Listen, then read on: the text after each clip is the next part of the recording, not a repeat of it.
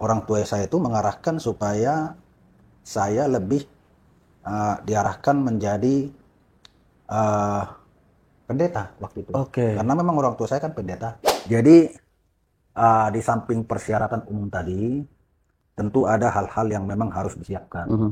Katakanlah dari segi mental. Mental. Mental itu lebih kepada penilaian bagaimana pemahaman wawasan kebangsaan dia. Mhm. Saya mah itu, saya mah suding, saya mah holanau nagabe korbanmu. Mari suang, ari manang tiki, holan nalani, cinta palsumi. Assalamualaikum warahmatullahi wabarakatuh. Salam sejahtera Waalaikumsalam. untuk kita semua, pendengar dan juga pemirsa. Dikenal dekat dengan rakyat, kehadirannya setia menjaga perbatasan di ujung negeri, menjadi kawan akrab petani di pelosok-pelosok desa, serta setia menjadi garda terdepan dalam memberikan rasa aman bagi rakyat Bumi Etam. 80 tahun membersamai bangsa, Tentara Nasional Indonesia terus menunjukkan komitmen menjaga kedaulatan negara hingga mengawal asta cita. Saya Saparudin, kali ini bersama dengan Komandan Korem 091 Aji Suryanata Kesuma, Bapak Brigjen TNI Anggara Sitompul SIP MSI. Assalamualaikum Pak Anggara. Waalaikumsalam. Sehat Pak Anggara? Luar biasa. Luar biasa, Alhamdulillah. Kali ini kita banyak ngobrol-ngobrol dulu Pak Anggara. Ini terkait sepak terjang begitu ya kurang lebih. Pak, kita mau tahu sebenarnya cita-cita Pak Anggara ini, Pak Danrem ini, apakah memang dari awal bercita-cita menjadi seorang TNI atau seperti apa Pak Danrem? Iya, terima kasih ya Mas Saparudin ya. Jadi kalau ditanya cita-cita, memang waktu kecil itu kan namanya di kampung, saya punya keluarga itu besar. Ada 10 kita kakak beradik. Nah, dalam perjalanannya masing-masing punya konsep masing-masing ya. Kebetulan saya anak yang paling bungsu. Paling bungsu. Masa kecil memang senang, namanya di kampung itu kan perang-perangan apa gitu. Jadi kadang-kadang orang tua bilang kayaknya ini mau jadi tentara gitu. Tetapi dengan kondisi keluarga 10, mungkin orang tua kan berpikir agak jauh ya. Anaknya masih sekolah banyak, kuliah. Pada suatu ketika orang tua saya itu mengarahkan supaya saya lebih diarahkan menjadi pendeta waktu itu. Oke. Karena memang orang tua saya kan pendeta. Orang tua pendeta. Ya, jadi kebetulan sekolah pendeta itu dulu tidak bayar, Mhm. bebas kuliah itu. Nah, saya diarahkan ke situ, tapi memang hati saya mungkin belum terpanggil ya.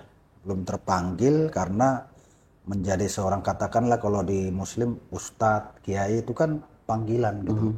Nah, sama juga di Kristen, kalau belum terpanggil sepertinya agak kita secara logika manusia juga melihat kehidupan orang tua saya itu zaman itu kan gajinya juga dari umat ya. Apa yang ada, pisang yang ada, pisang diantar, beras yang ada, beras diantar, dan padi yang ada, padi diantar.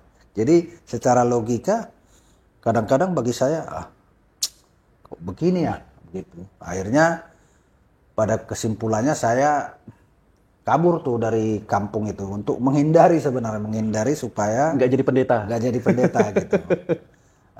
Kabur dari kampung, sekolah di luar, dan namun pada waktu kecil itu memang orang tua saya bilang bahwa saya tidak mampu untuk mengkuliahkan. Mhm.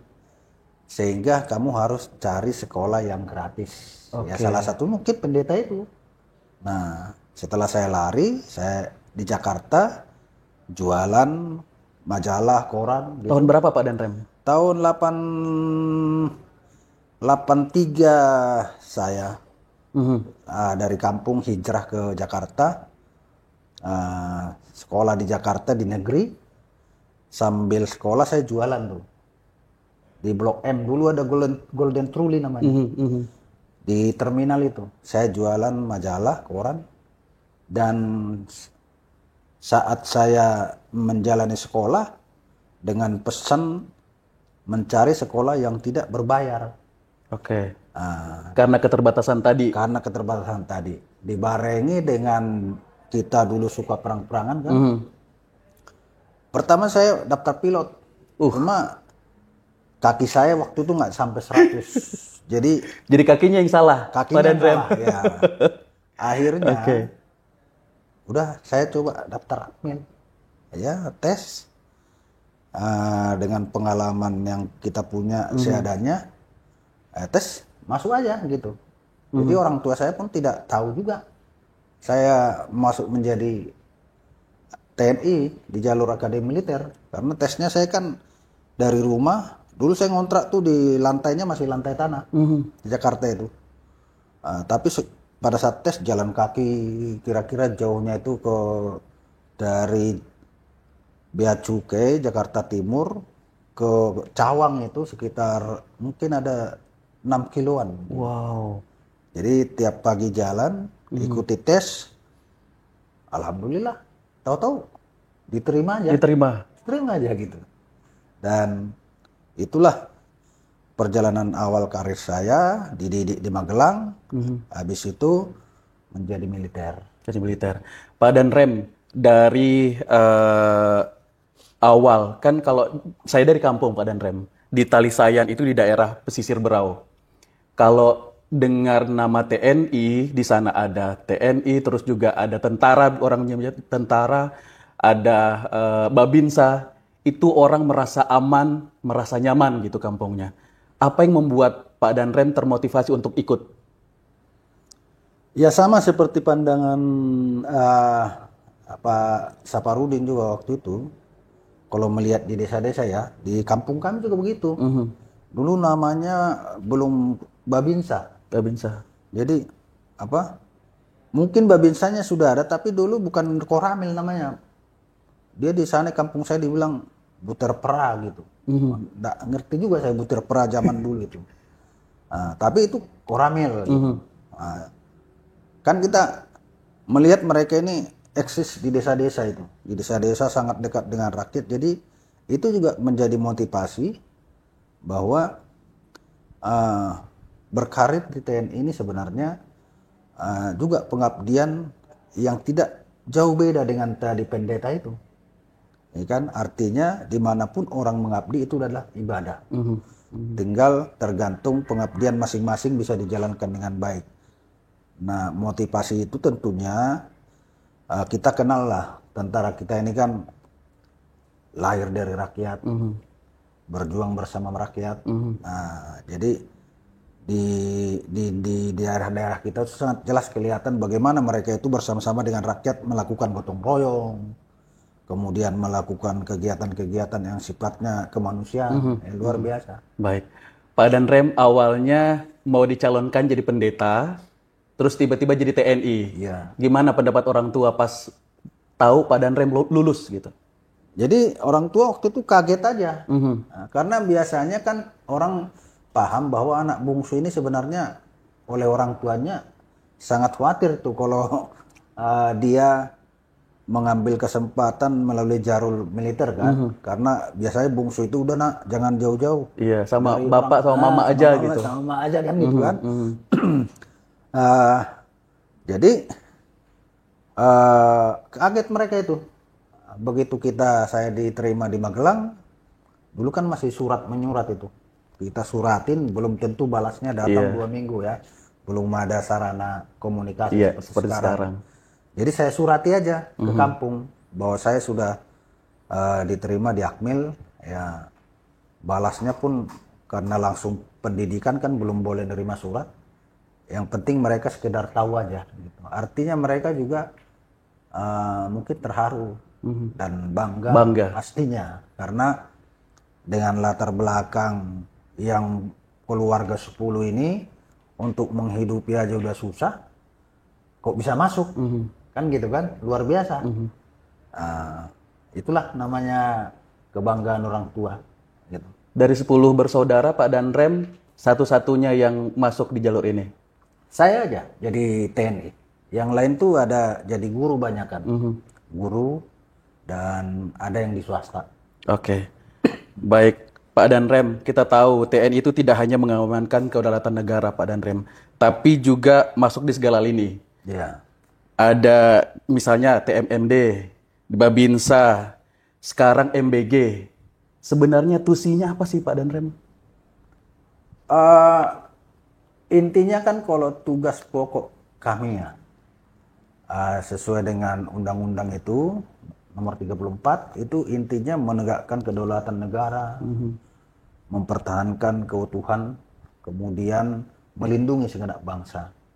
Nah khusus di Korem ini tentunya kita memiliki tugas ada 3 sebenarnya. 3. Yang di bidang pertempuran, yaitu bisa dia melakukan operasi matra darat, baik melalui operasi militer perang maupun operasi militer selain perang di masa damai. Nah salah satunya yang tadi Bapak singgung, TMMD, kemudian TNI Manunggal Air dan lain sebagainya, MBG, itu masuk di operasi militer selain perang. Di samping itu juga ada tugas kita yang kedua di bidang pembinaan teritorial.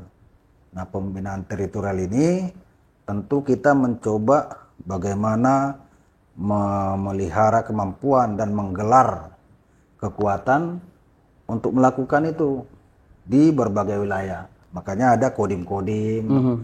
Intinya mereka pada prinsipnya pada masa damai melakukan pembinaan wilayah pertahanan di darat. Sebagai contoh misalnya mereka mempersiapkan daerah-daerah logistik di mana, kemudian daerah-daerah di mana suatu saat ketika terjadi darurat kemana diungsikan penduduk, itu semua di situ, dan mana yang bisa digunakan untuk membantu dimobilisasi untuk membantu dalam rangka mempertahankan kedaulatan itu tadi. Nah intinya bagaimana kita menyiapkan ruang itu lebih kepada potensi geografi yang ada, kemudian alatnya ada manusia, ada alat peralatan, nah kemudian ada kondisi juangnya. Kondisi juang itu artinya bagaimana supaya masyarakat kita ini memahami bela negara ketika dipanggil untuk sama-sama berjuang mempertahankan kedaulatan, mereka sudah siap untuk itu. Itu yang ditugas yang kedua tadi, pembinaan teritorial. Nah di samping itu ada tugas-tugas lain, tugas dalam rangka pengamanan PIP dan PPIP. Kita membantu Polri mengamankan ketika misalnya PIP datang ke wilayah Kalimantan Timur dan PPIP ketika Bapak Presiden atau setingkat kepala negara lain berkunjung ke wilayah Kalimantan Timur. Apalagi sekarang kan ada IKN, keberadaan IKN itu juga menambah dinamika tugas kita di dalam rangka pengamanan PIP dan PPIP. Gitu. Baik, Pak Danrem, tadi kita sempat ngobrol juga di luar bahwa ketika sudah bertekad untuk mengabdikan diri sebagai Tentara Nasional Indonesia, itu kita tidak bisa memilih di mana kita ditempatkan begitu. Komitmennya untuk tetap mempertahankan itu dan keluarga nih Pak Danrem, kan otomatis bisa jauh dari keluarga, jauh dari anak. Pak Danrem gimana Pak? Ya, jadi begini, pengabdian khususnya di TNI ya, ketika kita mau menjadi seorang anggota militer, bergabung dengan institusi TNI, tentu pertama kali yang sudah disampaikan di situ bahwa kita sudah kontrak untuk menjadi bagian dari abdi negara. Artinya kita sebagai abdi negara itu memang harus siap ditempatkan di mana saja. Karena khususnya kami ini TNI tidak bisa lagi berpikir yang lain. Yang kita pikirkan adalah bagaimana kedaulatan negara ini terus bisa terjaga. Jadi dimanapun kita ditempatkan itu adalah risiko pengabdian. Keluarga apalagi istri dengan anak, nomor 2. Nomor 2. Nomor 2. Nah, makanya ketika saya bergabung jadi TNI dibilang dikasih senjata, ini istri pertamamu ya. Sudah begitu.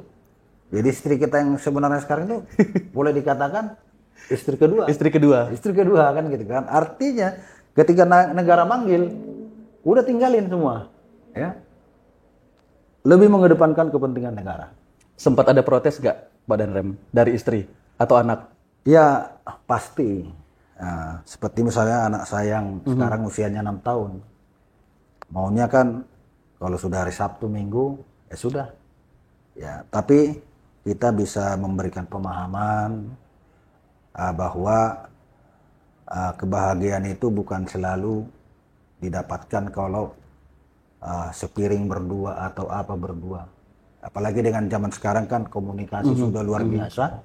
Itu juga membantu teman-teman TNI yang bertugas dimanapun, tetap mereka bisa terkoneksi dengan komunikasi yang ada di rumah dan lain sebagainya. Tentu dengan memberikan pemahaman ini, saya yakin keluarga, anak-anak juga maklum akan hal itu. Oke, sedikit flashback Pak Danrem, selama tergabung di TNI, kemana aja dan pengalamannya sampai kemana Pak Danrem? Sebelum akhirnya sampai ke Kalimantan Timur.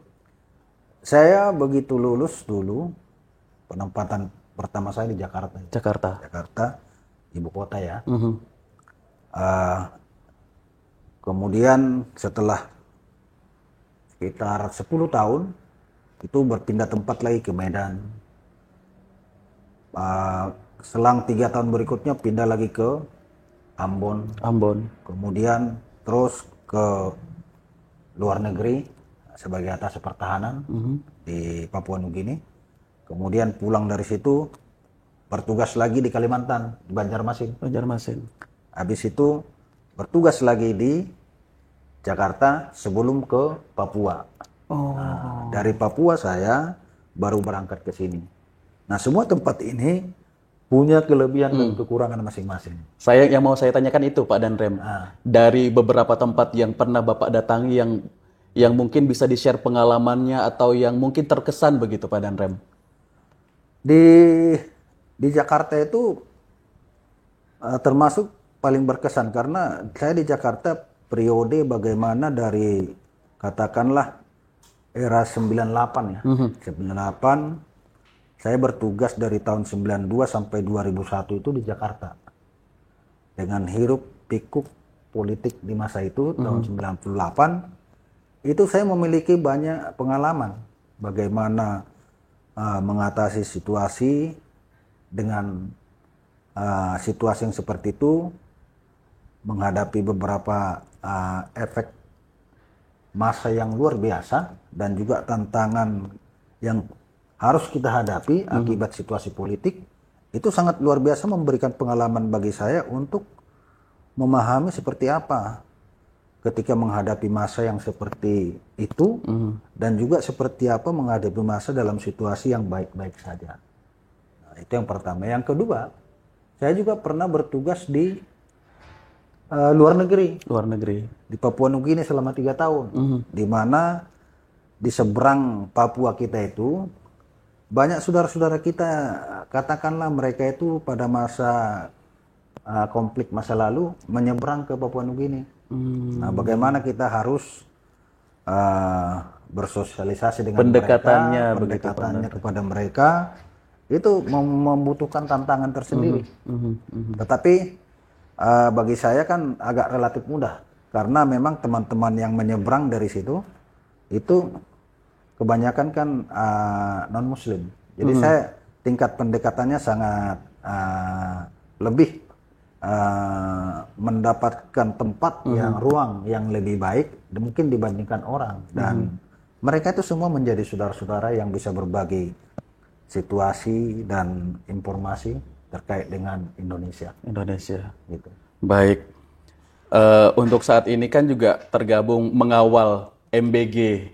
Salah satunya juga program Astacita begitu yang dicanangkan oleh Presiden dan juga Wakil Presiden saat ini. Pak Danrem, ini tantangannya apa Pak Danrem yang dihadapi? terkait Astacita? Secara luar biasa tidak ada sih sebenarnya ya. Yang kita lakukan adalah contoh misalnya program Astacita Pak Prabowo terkait swasembada pangan. Swasembada pangan itu kita dilibatkan dalam konteks bagaimana mempercepat kondisi yang kita tergantung kepada pangan dari luar untuk membalikkan itu menjadi suatu swasembada pangan. Nah, Pak Prabowo melalui program Astacitanya salah satu berbunyi itu swasembada pangan. Nah, oleh karena itu untuk mempercepat ini tentu harus ada dorongan yang luar biasa. Nah, di situ kita diberikan tugas untuk melakukan pendampingan bersama dengan teman-teman dari Kementerian Pertanian, termasuk di sini dari Dinas Pertanian Provinsi dan Kabupaten Kota, untuk mendorong bagaimana mengoptimalkan lahan-lahan yang ada.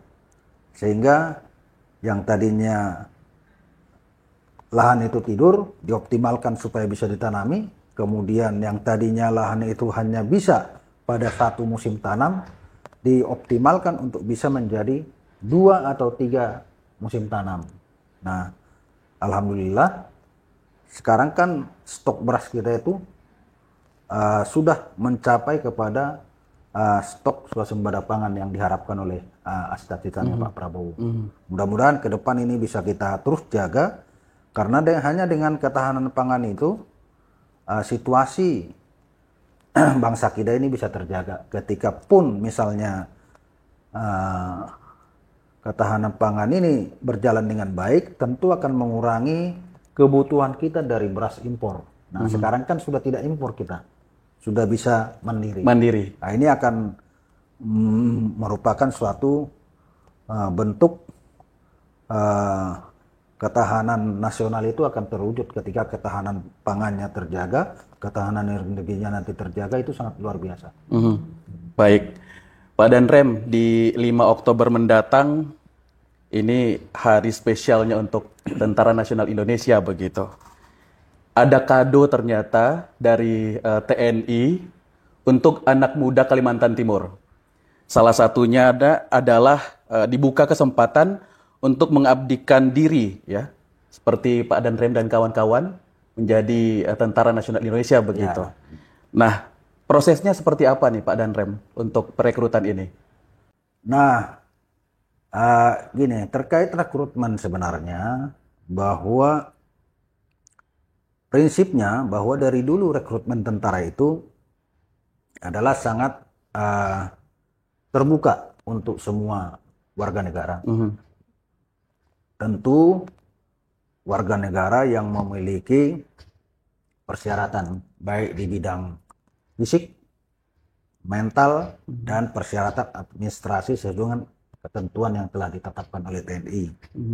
Nah, saat ini kita ada penerimaan calon bintara TNI AD gelombang kedua dan juga calon tamtama TNI AD gelombang 3 tahun anggaran 2025. Nah, ini kan tentu menjadi kesempatan yang bagus ini buat seluruh warga Kalimantan Timur agar dimanfaatkan dengan maksimal, karena memang biasanya hanya setahun sekali atau untuk tamanya hanya 2 kali. Nah, ini khusus tahun ini itu sampai bintarannya 2 kali, tamtamanya 3 kali atau 2 gelombang dan 3 gelombang. Nah, seharusnya ini kesempatan yang luar biasa buat seluruh warga masyarakat untuk yang mau bergabung dengan institusi TNI untuk kiranya bisa mendaftar. Gitu. Apakah ada kuota khusus Pak Danrem untuk Kalimantan Timur? Ya, nanti intinya informasi yang lebih banyak bisa nanti dilihat di website. Jadi sudah online juga Pak Danrem? Sudah. Jadi sekarang itu pendaftaran itu online dan itu begitu dilihat di dalam website kita itu ada. Sudah nanti ada semua. Silakan dilihat di Google, itu ada website rekrutmen TNI. Nanti akan kelihatan di situ terkait persyaratan-persyaratan umum dan persyaratan yang lain. Nah, kuotanya tentu masing-masing wilayah ada. Katakanlah kita mengacu kepada tahun lalu itu ada sekitar 270-an kuota kita Kalimantan yang diterima. Nah, sebetulnya itu kuota itu juga hanya sebagai batasan yang tidak mati ya. Kenapa? Ketika misalnya daerah lain, katakanlah kuotanya 100, ternyata di sana mereka tidak mencapai 100, tentu akan dialihkan ke wilayah-wilayah lain, termasuk Kalimantan Timur, yang tentu kalau dia Tidak terpenuhi begitu. animonya lebih banyak. Oke. Di mana di tempat lain misalnya tidak terpenuhi, akan dialihkan ke Kalimantan Timur kalau dia animo masyarakat yang mendaftar itu lebih banyak. Nah, demikian juga sebaliknya, ketika di Kalimantan Timur animonya tidak maksimal, nah kan sangat sayang kalau ini terpaksa kita berikan kuota ini kepada daerah lain. Oleh karena itu, saya juga mengajak masyarakat untuk lebih melihat informasi-informasi terkait dengan rekrutmen ini yang belum mungkin menjangkau ke daerah-daerah yang terpencil. Mudah-mudahan melalui acara-acara kita ini bisa dia akses gitu, sehingga dia tahu, oh ada rupanya penerimaan, dia bisa melibatkan diri untuk bergabung dengan TNI. Jadi ini kesempatan yang sangat baik dan terbuka untuk semua. Iya, karena memang pemahaman masyarakat mungkin pada mengacu kepada tahun-tahun sebelumnya itu mungkin hanya sekali, 2 kali. Ini kan ditambah Bahkan sampai 3 gelombang. 3 Pak Dandrem. gelombang. Sehingga mudah-mudahan informasi itu bisa menyebar kemana-mana. Baik. Sehingga mereka mengetahui. Baik, Pak Dandrem, dari serangkaian seleksi, apa yang mungkin bisa Pak Dandrem kayak tipsnya lah yang perlu diperhatikan betul untuk calon nih. Ya, jadi di samping persyaratan umum tadi, tentu ada hal-hal yang memang harus disiapkan. Katakanlah dari segi mental. Mental itu lebih kepada penilaian bagaimana pemahaman wawasan kebangsaan dia, bagaimana kehidupan dia sehari-hari dalam bersosialisasi dengan masyarakat, bagaimana dia memiliki suatu sense of Christ terhadap lingkungan. Itu di situ mental itu lebih banyak di situ. Nah, kalau di fisik itu tentu untuk menjadi TNI memang harus disiapkan. Disiapkan dengan baik. Karena terkait dengan kalau kita nggak latihan, tentu akan kalah dengan orang yang biasa latihan. Meskipun itu dalam rangka rekrutmen ya. Nah, kita di Korem ini ada namanya Jasmani Militer Korem. Sebetulnya itu bisa dimanfaatkan oleh para orang tua dan juga masyarakat manapun yang ingin dilatih. Karena itu nggak bayar juga. Oh. Ada kita di sini. Jadi boleh Pak Dandrem, orang luar? Iya. Jadi saya sudah sampaikan kepada staf saya yang pembina Jasmani Militer, mereka kan punya anggaran. Jadi ketika ada anak-anak SMA yang mampu atau apalagi yang tidak mampu, kita siap melatih. Siap melatih, kita setiap hari dia bergabung atau setelah pulang sekolah dia ikut latihan, ya kita akan kasih minumnya dan tidak perlu dibayar pelatihnya. Jasmani Militer. Ya, itu Jasmani Militer Korem ada di Awanglong itu. Dan itu sudah menjadi pesan saya, tidak boleh kalaupun mereka datang ikut latihan tidak boleh mungkin seperti SPP atau bendara. Karena kita harus justru kita membiayai. Kalau dia latihan ada minumnya. Ada minumnya. Ya. Ya, sejak kapan Pak Dandrem? Dari semenjak saya masuk di sini, 11 tahun lalu itu. Tahun lalu. Dan ada beberapa yang sudah masuk. Oke. Jadi berarti ini sudah proses berjalan. Sudah harus. berjalan. Terus sampai sekarang saya ingatkan, tolong dicari orang-orang yang seolah-olah kan katakanlah tidak punya kemampuan secara finansial untuk dia mungkin, kan banyak tuh di luar-luar istilahnya seperti tempat kursus, kan gitu kan? Iya. Kadang-kadang tuh suka berbayar, swasta juga yang mengelola. Tapi saya bilang kalian juga harus mampu melakukan seperti itu tanpa bayar. Tanpa bayar. Dan ini terbuka untuk siapapun. Terbuka untuk anak siapapun. Anak muda dari manapun yang ingin bergabung kepada TNI, datang ke Jasrem, Jasmani Korem, untuk dilatih. Dipersiapkan untuk mengikuti rekrutmen. Bisa prospek untuk ikut rekrutmen berarti Pak Danrem? Bisa. Karena memang harus disiapkan fisiknya. Nah, itu kan di samping fisik juga ada psikologi. Psikologi ini dia kalau dilatih rutin juga psikologinya kan, karena kan psikologi itu apa yang menjadi keseharian kita, itu yang melatih. Kita biasa bangun pagi dengan biasa yang siang-siang, psikologinya akan kelihatan di situ. Nah, juga termasuk pengetahuan-pengetahuan umum. Kita akan berikan pembekalan-pembekalan, dan itu tidak perlu berbayar, karena memang kita ingin Korem ini kan bagaimana supaya mendekatkan diri kepada masyarakat. Jadi siapapun yang ingin, ayo kita, sarananya ada, sport center kita ada, sehingga itu bisa dinikmati tanpa bayar, dan nanti akan diarahkan oleh prajurit-prajurit kita, pembina jasmani militer.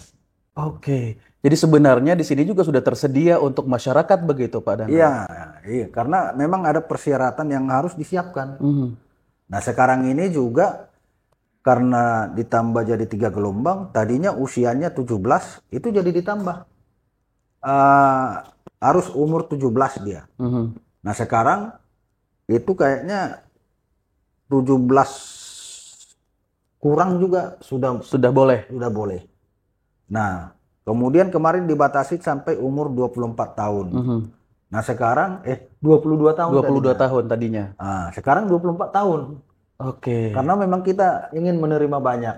Karena kan sekarang ada programnya Pak Prabowo juga, Astacita ini. Astacita. Nah, jadi akan menambah satuan-satuan baru, sehingga harus merekrut yang lebih banyak untuk dipersiapkan bagaimana menghadapi ancaman global. Dan perlu dicatat bahwa rekrutmen ini gratis Pak Danrem? Gratis. Tidak ada. Jadi jangan pernah percaya dengan orang-orang yang mengatakan kalau mau jadi tentara hubungi saya. Kalau nggak ada uang atau hubungi saya. Itu hanya nembak di atas kuda. Artinya begini, ketika dia lulus, duitnya diambil sama dia. Ketika tidak lulus, nanti dia belum nasib dikembaliin. Itu nggak usah. Saya sendiri masuk tentara juga orang tua nggak tahu. Artinya orang tua aja nggak tahu bagaimana mau bayar, bisa juga lulus. Nah, di zaman sekarang pun seperti itu. Nah, kalau ada yang mengaku-ngaku bisa dia menjembatani untuk masuk tentara, itu udah jelas bohong, hoax, dan laporkan kepada kita. Kalau ada laporkan Pak Danrem? Lapor, karena memang Bapak Kasat tuh sangat concern dengan hal-hal seperti ini. Tidak boleh, nggak ada namanya orang dalam, kemudian atau calo. Itu kalau ada, kita sangat ingin itu ditangkap. Ya, karena itu sangat merusak citra. Ya, di era keterbukaan sekarang itu saya kira sangat kecil kemungkinan untuk dia bisa melakukan itu. Kecuali dia hanya seperti yang saya istilahkan tadi, nembak di atas kuda. Pura-pura dia membantu padahal dia aja. Kebetulan anak itu pintar, lulus. Oke. Dapat duit dia. Ada yang seperti itu Pak Danrem? Mungkin. Ya kan? Baik. Gitu. Tapi secara apa yang kita alami di sini, apa yang kan pengawasannya banyak. Jadi setiap rekrutmen itu kita tidak hanya panitia yang ada. Tim pengawas ada. Tim intelijen yang melihat itu ada. Jadi dari segi transparansi di zaman sekarang itu kecil kemungkinan untuk terjadi. Dan yakinlah anak yang memang betul-betul dia memenuhi syarat, itu pasti lulus. Pasti lulus. Nggak usah berpikir kalau nggak lulus. Karena kadang orang-orang itu kadang-kadang begini Pak, ketika dia tak lulus, padahal sebenarnya dia yang tidak memenuhi syarat, dia bilang karena nggak ada uang. Semua nilainya bisa dilihat kok, itu. Dan itu kelihatan. Terbuka. Gitu. Oke. Jadi nggak usah khawatir lah. Kalau ada orang mengatakan saya bisa menjamin lulus, itu bohong. Udah. Dipastikan hoax. Dipastikan tidak benar. Udah. Tidak benar. Nah, Baik. Jadi sesuai dengan keyakinan, penuhi persyaratan, ya. insya Allah Dan sekarang tuh saking kita ingin itu, tadinya tingginya 163, itu 160. Iya toh? 160 sekarang. Berarti seperti saya yang ceper ini Masih bisa, ya kan? Jadi dikurangi karena memang tipikalnya kita orang Asia ini kan memang standar yang bagus sih bagaimana 163 ke atas. Tapi karena kita membutuhkan banyak, tingginya pun jadi dari tadinya 163 jadi 160 bisa mendaftar. Nah, ini kesempatan ini bagi warga-warga kita, anak-anak muda kita yang mau masuk TNI. Baik. Pak Danrem, misalnya sudah berusaha semaksimal mungkin, sudah ikhtiar lah ibaratnya, tapi belum berhasil lulus. Apa yang untuk penguatan kepada mereka begitu Pak Danrem? Nah, jadi begini, kita ini kan diberikan kesempatan berkali-kali. Katakanlah ketika lulus SMA, kita mendaftar, belum mendapatkan rezeki, karena memang kesiapan kita belum maksimal. Ya itu menjadi suatu pengalaman bagi adik-adik kita yang ikut rekrutmen, untuk dia bisa mengevaluasi dirinya. Nah, dia dikasih tahu kok di situ, tidak memenuhi syarat di bidang kesehatan, tidak memenuhi syarat di bidang fisik. Jadi nanti di situ dijabarkan juga kenapa tidak terpenuhi. Ya. Oke. Jadi tidak memenuhi syarat dari nilai akademis. Jadi itu menjadi pengalaman bagi adik-adik itu. Ya, kamu persiapkan kelemahan itu. Dikasih waktu tahun depan. Karena kalau dia umur 17 tahun kan sampai 24 tahun itu kan hampir 7 kali bisa dia. Atau enggak kalau tahun ini kan sampai ada 3 gelombang gitu Pak Danrem. Ya, bisa gelombang 1 misalnya masih belum beruntung, gelombang berikutnya. Iya. Jadi tidak usah khawatir. Pengalaman-pengalaman itu kan menjadi guru yang paling luar biasa. Ada yang sekali masuk ya mungkin dia sudah mempersiapkan diri dengan maksimal. Dan tentunya dia doanya juga diterima Tuhan kan. Kan seperti Pak Danrem sekali coba langsung. Coba langsung. Gitu. Apa yang dulu dipersiapkan Pak Danrem? Nah karena saya kan dulu orang kampung ya. Jadi masa kecil saya udah biasa naik turun gunung. Dulu kan masak itu pakai kayu. Jadi zaman saya SD sampai SMP itu hampir tiap minggu itu nyari kayu di hutan untuk menjadi alat masak. Kemudian mohon maaf dulu kita punya ternak kan lepas semua. Jadi harus ngasih makan. Jadi mungkin terbiasa naik turun gunung. Fisiknya secara fisik sudah. Secara akademik sudah gitu. Jadi itu yang membuat saya kira kenapa penyiapan fisik itu sekali jadi aja dia masuk. Karena udah biasa turun naik gunung. Nah, teman-teman kita yang di sini, yang di kota-kota kan harus butuh persiapan karena dia ke sekolah aja mungkin zaman sekarang naik sepeda motor. Betul. Iya kan?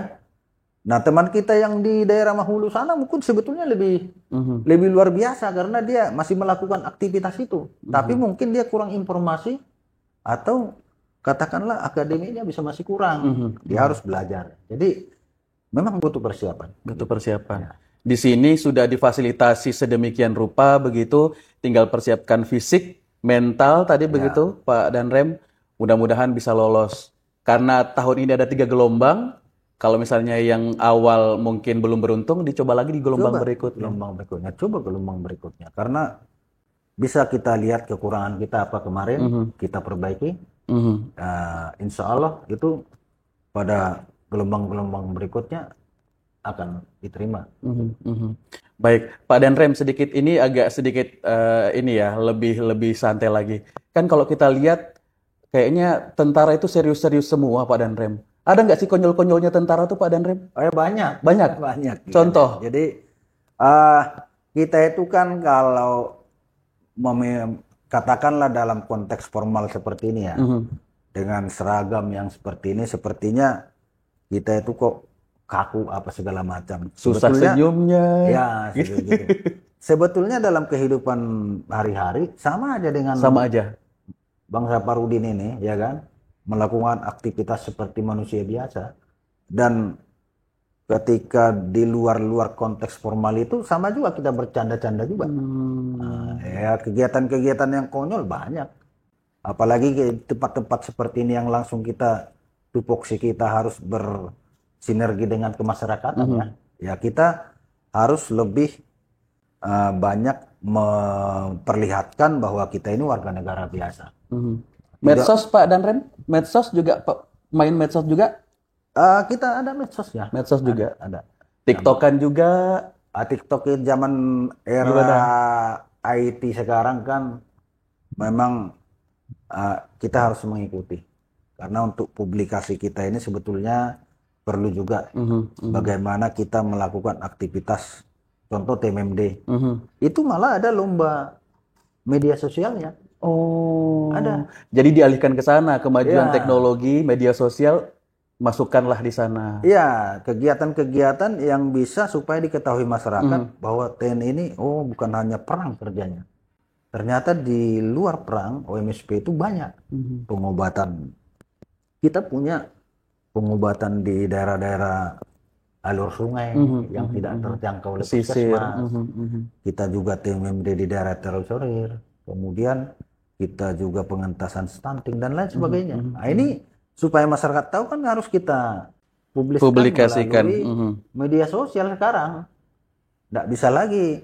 Memang itu kebutuhan masyarakat kita di era sekarang kan. Baik, Pak Danrem, sebagai seorang komandan Korem nih, apa komitmen untuk mendukung asta cita Presiden Prabowo dan Wakil Presiden Gibran? Intinya begini, sekarang ini kan di era kepemerintahan yang sekarang, Pak Prabowo dengan selaku Presiden dan juga Panglima tertinggi TNI dan juga wakilnya Bapak Gibran memiliki program-program asta cita yang harus kita kawal dengan baik. Nah, komitmen TNI maupun Korem di Kalimantan Timur terus berkomitmen untuk melakukan pendampingan terhadap kegiatan. Ada beberapa pendampingan yang kita lakukan di sini. Yang pertama, pendampingan dalam rangka swasembada pangan. Itu kita berkolaborasi dengan Kementerian Pertanian, kemudian Bulog dalam rangka menyerap hasil gabah dari petani. Nah, itu sampai dengan sekarang itu berkelanjutan terus. Ada 34.000 hektar yang sudah kita optimalisasi dan itu sudah menghasilkan cukup lumayan untuk mendorong ketahanan pangan itu, dan juga Bulog menyerap dengan harga yang sudah ditentukan oleh pemerintah. Kemudian ada lagi pendampingan terkait dengan makan bergizi gratis ya. Itu dapur-dapur di Kalimantan Timur walaupun belum secara maksimal, ada yang di beberapa kabupaten yang sudah berjalan.